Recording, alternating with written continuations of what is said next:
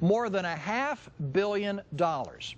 That's how much the U.S. military has spent in just 10 days on the no-fly zone over that Middle Eastern nation of Libya.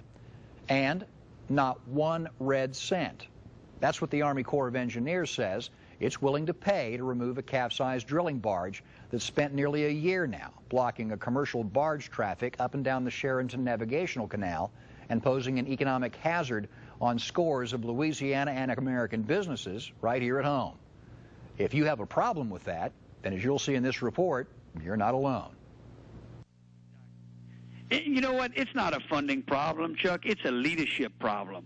Those comments came today following a meeting about the capsized drilling barge in the Charenton Canal between freshman Congressman Jeff Landry from New Iberia and General Thomas Walsh, the man in charge of the U.S. Army Corps of Engineers. I was advised by General Walsh that the Corps does have the authority to remove the barge, but they are claiming that they don't have the funds to do so. And what's shocking is that this is an agency that plans to spend $70 million to create a habitat for fish. They have no problem spending millions of our taxpayer dollars on studies.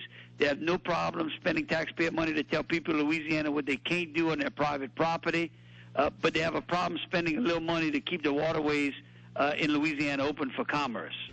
Congressman Landry isn't the only one upset at the Corps' apparent refusal to act. Governor Bobby Jindal told Eyewitness News this week the entire situation is becoming increasingly embarrassing. This is a navigable hazard. This is bad for commerce. It's bad for our people. We're going to continue to work with our delegation to get this done. I know the congressman, I know our senators continue to put pressure on the Corps. And again, it's not acceptable. The Corps is pointing to the owners. People are pointing fingers at each other. But at the end of the day, the most important thing is they just get it done. Even the Coast Guard, which the last year has been responsible for making sure no one runs into the barge and also responsible for trying to get barge traffic around the overturned rig, is frustrated.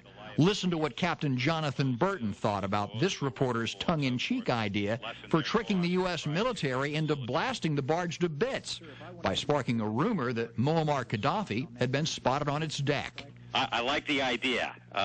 We certainly, anybody who would like a piece of it, feel free to, we can remove it piece by piece if we have to, but we'll do what we can.